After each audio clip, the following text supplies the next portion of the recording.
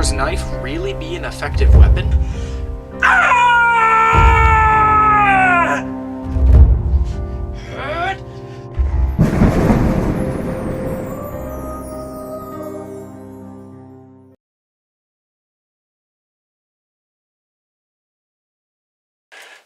Welcome, ladies and gentlemen, to the Chamber of the Wraith. My name is Brian, and I should probably cut the theatrics. This video is going to be scary, terrifying, unnerving. You might feel bugs crawling through your skin. You may feel like you're being watched. You may even spot a duck out the window. Whatever the case is, today we'll be looking at fear, because one DC villain has mastered it to the degree of weaponizing fear itself. Dr. Jonathan Crane, aka the Scarecrow. So you may be wondering, why the name Scarecrow? Of course, you may have seen images like this. Aw, Scarecrow's so cute, and look at how weird they look out in the fields. What's so scary about that? It's called the Uncanny Valley. As human-like robots start to become more and more human-looking, going from like a C-3PO to some of those androids you might have seen out of Japan, they start to hit a point where it just doesn't look right. There's a point where it gets so real that realism takes a dip. This is called the Uncanny Valley, and there are some prime examples of this if you just look for it. But this is more creepy. This is like watching a spider on the wall.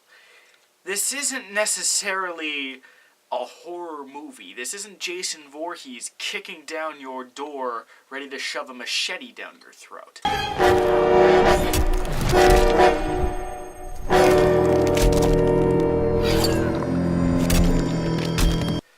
Scarecrow is a master of true fear.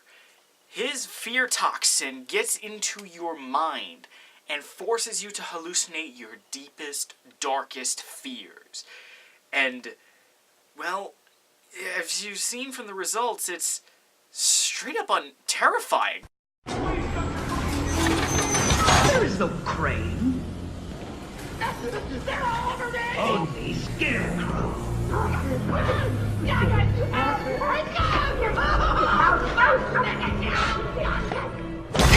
out of here, please, someone!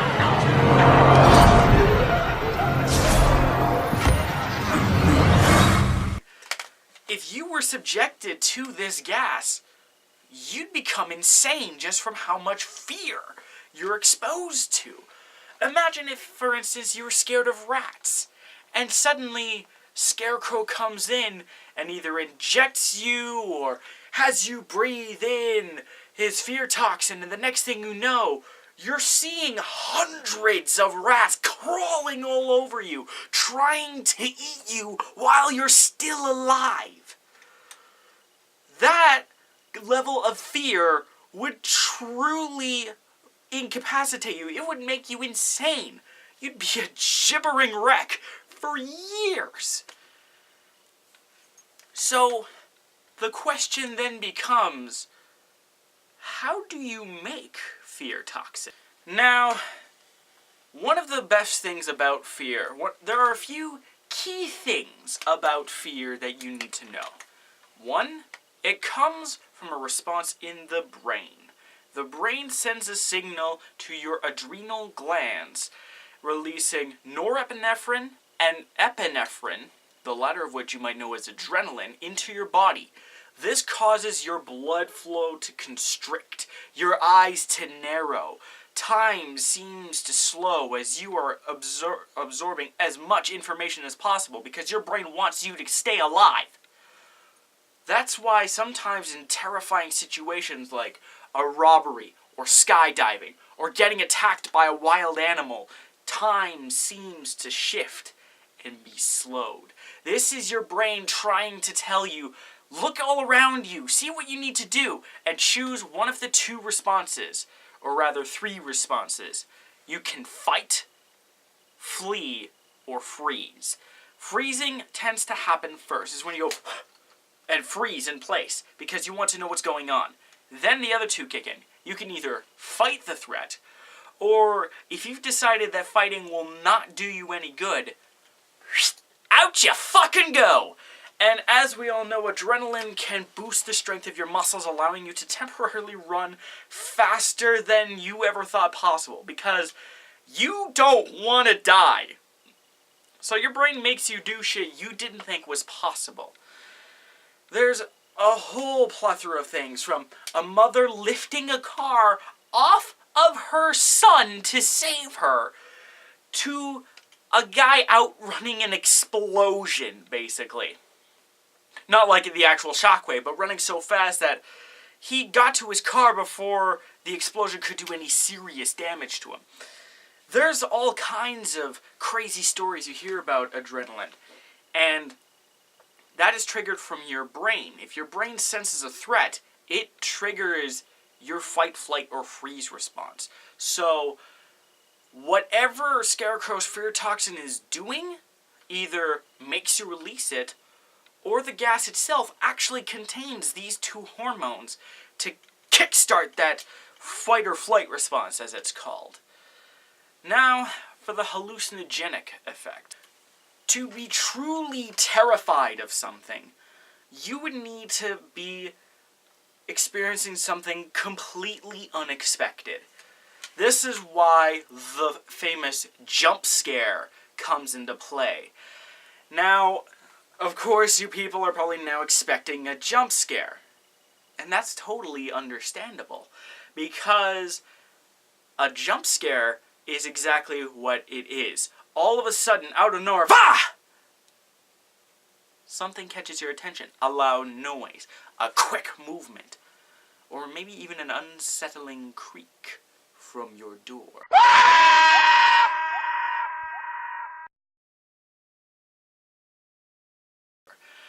These kinds of things make you jump. They kind of trigger your fight or flight response. More causes the freeze. Oh, nothing's happening, okay. Or, oh, fuck, it's Freddy Krueger! That kind of example.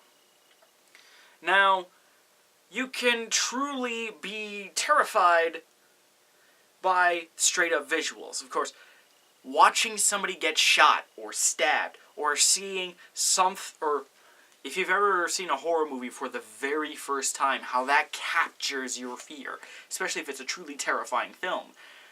That is what that kind of sudden, whoa, this is fucked, and this is terrifying, does to you.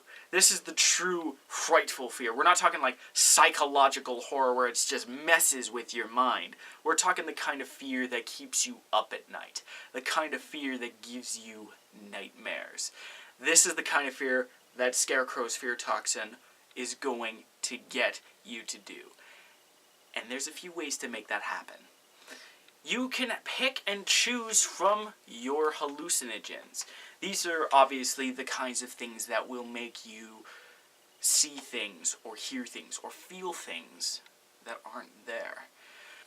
Now, the most famous hallucinogen that I've ever heard of, and most of you would have too, is lysergic acid diethylamide. That doesn't sound familiar, but if you turn it into an acronym, it becomes LSD. This is a very famous, very popular street drug because of its potent hallucinogenic properties, or trips. You've probably heard of people who have been so high that they've seen their furniture come alive and try to eat them. You might have seen this image of the cat with the wide eyes. It's like, I know I haven't seen your LSD, but have you seen the dragons in the kitchen? You've seen all kinds of, examples of people, or at least heard of examples of LSD giving people bad trips that have sent them to the hospital because they were so scared they actually had heart problems, and all of these kinds of things. Of course, the high from LSD could, be pleasurable instead of straight up terrifying. But the point is that LSD is very potent and it lasts a very long time. So it will definitely be a prime candidate for the hallucinogenic effects that kick in with the Fear Toxin. The only problem is, how quickly do you start to hallucinate things off of LSD? Unfortunately, according to some research, which I will link in the description, lysergic acid diethylamide, rather LSD, takes far too long to be an effective candidate for Scarecrow's Fear Toxin's hallucinogens. Scarecrow's hallucinogens take place like that. They don't take long until they kick in. But acid can take between 30 minutes and in at least one case up to 5 hours to kick in. That's a long period of time and is definitely not represented in any way, shape, or form in the comics, in the games, or in the animated series. So, what's going on? How can you possibly get a hallucinogen that acts fast enough to potentially cause this? We're looking at the wrong hallucinogen. While LSD can cause hallucinogens, capsaicin, which is the chemical that causes peppers to be spicy, in large enough doses can actually cause hallucinogens. Even the active component of salvia can cause hallucinations. They don't necessarily activate quick enough to be a good component for the Fear Toxin. But there is one thing that does work. Dimethyltryptamine, or DMT. This is famous because it can be found in ayahuasca and peyote.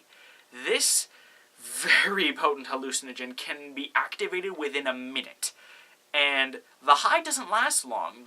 As a matter of fact, some of the longer highs tend to be 1 to 3 hours, but that's still long enough to cause vivid hallucinations and vomiting and all of this nasty stuff.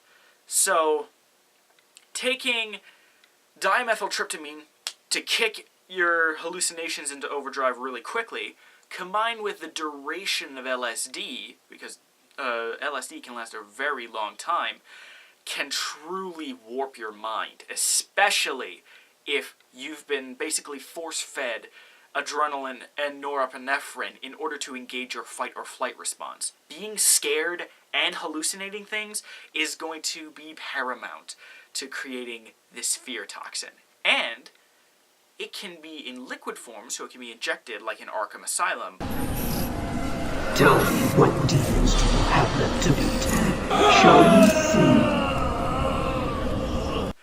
Or it can even be in an aerosol form, like is most commonly depicted. And in the animated series, this poor schmuck gets a exposure via a powder that is the Fear Toxin. LSD can be just about anything, and DMT can be laced into powders. The trouble would be to engage the adrenaline and such, but for a master chemist like Jonathan Crane, I'm sure he'd figure out a way to make the powder turn Dr. Crane into the Scarecrow. So it looks like we found our Fear Toxin. If you combine LSD with DMT and infuse it with adrenaline and norepinephrine, and then expose somebody to a large enough dose, you should cause them to hallucinate and experience such a bad trip that they are just terrified. But there's a few other possible candidates to consider. Psilocybin, or psilocin, or its active form psilocin, is the commonly active form found in magic mushrooms. Another fairly easy to find hallucinogen that, while it might not last quite as long as LSD, it lasts a very long time, and it can act relatively quickly.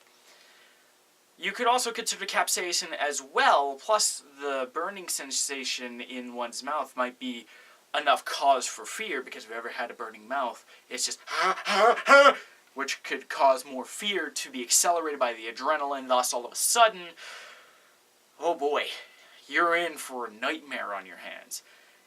And Scarecrow would be knowledgeable of dozens of other compounds that could do exactly what he wants. So making a fear toxin is hypothetically possible.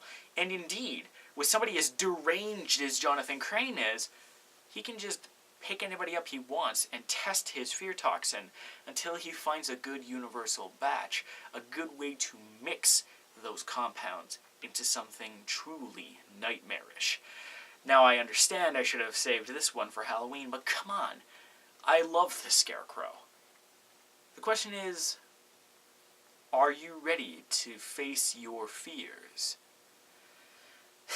I won't have you guys face your deepest fears or anything, but believe me when I say, if you're going against Jonathan Crane, pack a gas mask. Otherwise, you're due for a very, very bad trip. And something tells me I won't be seeing you next fall. Thank you for watching this video on Scarecrow's Fear Toxin. What do you think?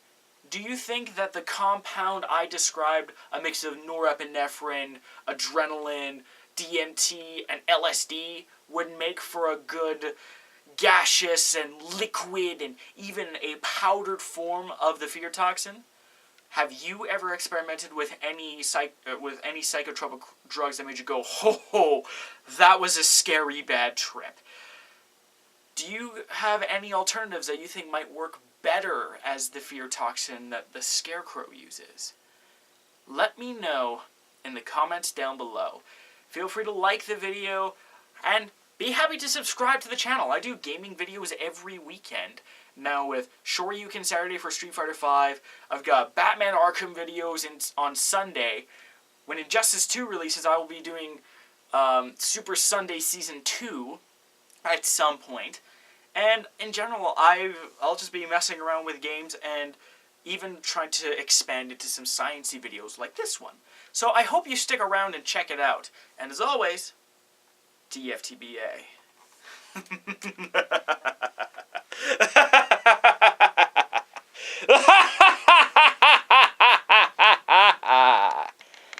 How many more bones will you crush?